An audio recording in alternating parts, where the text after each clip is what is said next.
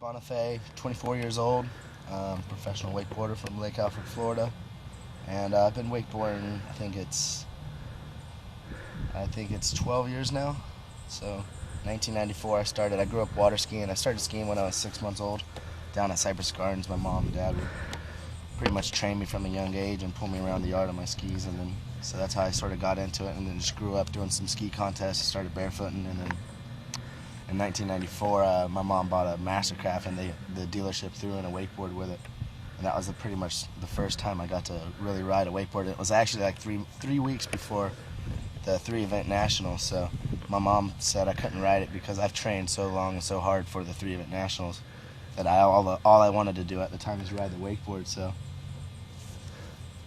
she pretty much locked it away until the contest was over, but as soon as the contest was over, I was on that thing every day, and I could already do flips on a trick ski, so to be on a wakeboard and something that was meant to do flips, it was pretty much right up my alley and my thing. So 12 years later, here in paradise.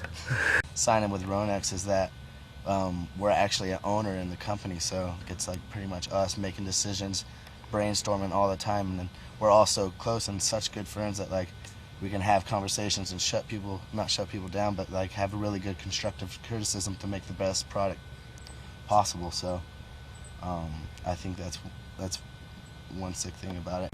That company, and it's almost like it's not the same company because all the passion and all the research and development that's went into the company and the product over the past 10-12 years has been pretty much just all Herb and Paul. So to stay with Hyperlight, it would almost be actually like I was leaving. So to go with Ronix is actually like I'm staying. So in my mind, I didn't really leave, I stayed.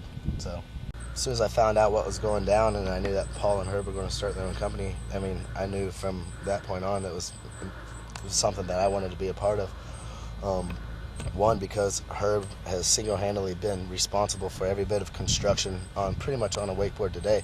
If he had a patent on everything that he's pretty much invented on a wakeboard, people would be riding skirfers or pieces of wood, because he's pretty much perfected the compression molded wakeboards and how strong they are, and in our new wakeboards that he's stepped up from Ronix from what he's done in the past. I mean, he's lightened these boards up by 2 pounds, which is just unheard of, and they're just as stiff as any other board we've ridden in the past. So, and another thing about Ronix that's the most insane thing is that a lot of people don't know how good of, like, all the boards shaped by Hyperlight were always shaped by Jay Stan. So he's pretty much, a lot of people don't know, but in my mind, I think he's pretty much the best wakeboard shaper ever. He's made some of the most classic shapes ever. So for him to be on Ronix and to know that I could still work with him, because I think that in the past we've pretty much nailed out some good stuff. So just to be able to step it up from there and make a lot of new product and to work with him on boots and boards and stuff, and to know that Herb has the mind and the right technology to make it better and keep on going. So I think that's a no-brainer why I'm with Ronix, and that's only 2 reasons I can keep on going on, but I'm losing my voice because I'm talking about this stuff. The thing that's special about Ronix is that how close all of us are. Like, I'm seriously best friends with Chad and Danny. Danny lives right across the street from me, so I think for us to be so close and to have this new company and have it be so fresh, and to know that it's pretty much unlimited on all the stuff that we can do, from ropes to handles to vests to boards to boots and whatever rails we're going to build or whatever. It's just, that's what's going to make it special, is that how close we all are. And it's pretty much the people who I hang out with every day and talk to every day, and it's our company. We're owners of it, so it's pretty much all I really think about lately is what's going to be the next, boots, the boards.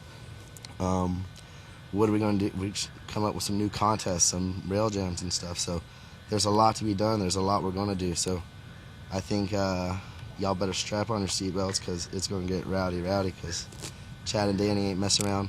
And I know Paul and Herb ain't messing around. My middle name ain't messing around, so I ain't messing around. I mean, I started wakeboarding when I was 12 years old, and then I got on the tour when I was 14. So I did, if I would have rode this year on tour, this would have been my 11th year on tour. So, I mean, for a while, towards the end, I mean, I've always loved wakeboarding, and it's always been a part of my life, and it's something I've always done every day. And I get I'm almost claustrophobic if I don't live on a lake and I can't see a lake in my sight. So it's always been a part of my life, and it's sort of just doing the tour over and over. I mean, I love traveling, I love doing the tour and all my friends and stuff, but it sort of got real repetitive, and I sort of lost like the drive I had when I was 14. But since my knee injury, when I had surgery in February, it got infected 5 days later, and I was in the hospital for a month and pretty much bedridden for another month after that, and on crutches for 3 months after that. So, I mean, it's almost 6 months later now, and I mean, I want to ride more than I've ever wanted to ride before. I had definitely, I mean, I just started to get back on the wakeboard and carve around again, and it feels so good, and I can't wait. I'm still doing rehab trying to get my knee back. So, I mean, for all the rumors and stuff that I've been written off, I ain't forget how to do any of the stuff I've learned. So as soon as my knees get better and my twigs get here, it's going to get rowdy because I have the drive. To all the people and all the fans and stuff and wonder what's going on, this is just a mild transition. It's something that's had to happen, and it's, believe me, it's for the best. It's best for me. It's going to be the best for you.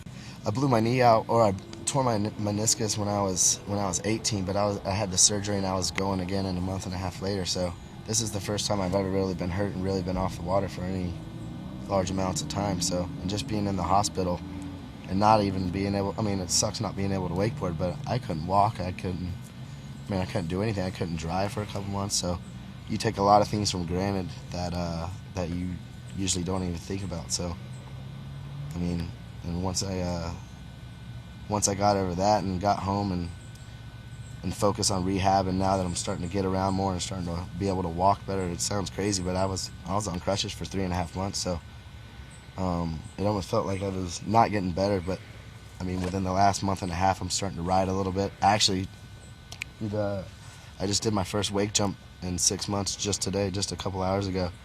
So I don't know. I mean, I was kind of nervous coming into the wake jump too. Kind of sounds funny to say, but I don't know. You just take a lot of things for granted, and now that I've been hurt for so long and off the water, I can't even describe how bad I want to go and get back on the contest. And it just, I mean, I like going to contests now, and I still go to contests even when I'm hurt, just to see the fans and to hang out with my friends and stuff.